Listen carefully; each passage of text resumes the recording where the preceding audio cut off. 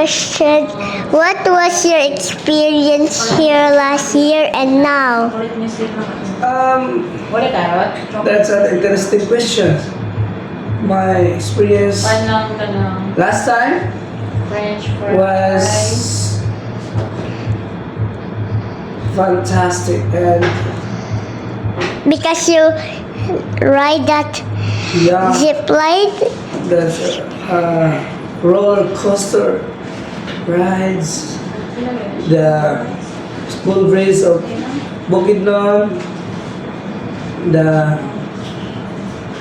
and so many new places I've been through. So like the pineapple thing,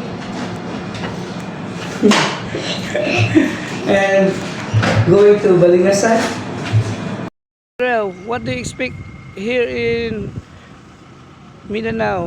I expected something new, like there's a beach area and other things. And most likely you won't experience that because Mindanao is a vast land of resources, so they're in mountainous places, Oh man. but you still have beaches here, but it's rarely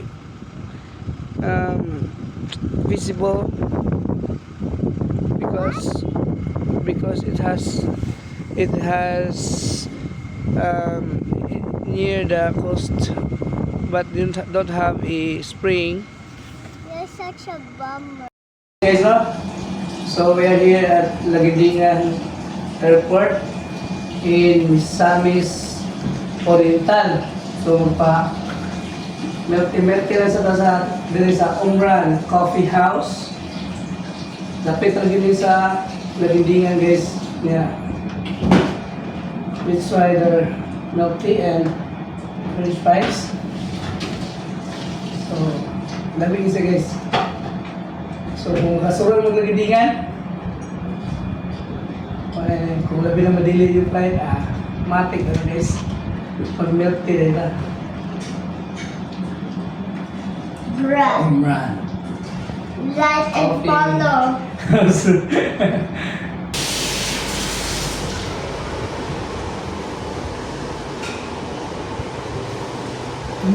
Pag-isas ng tubig, guys. Ay!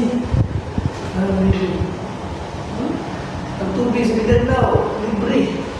Kaya nagsiya, pinipin tayo, pero wala ko bayad. Saan, guys?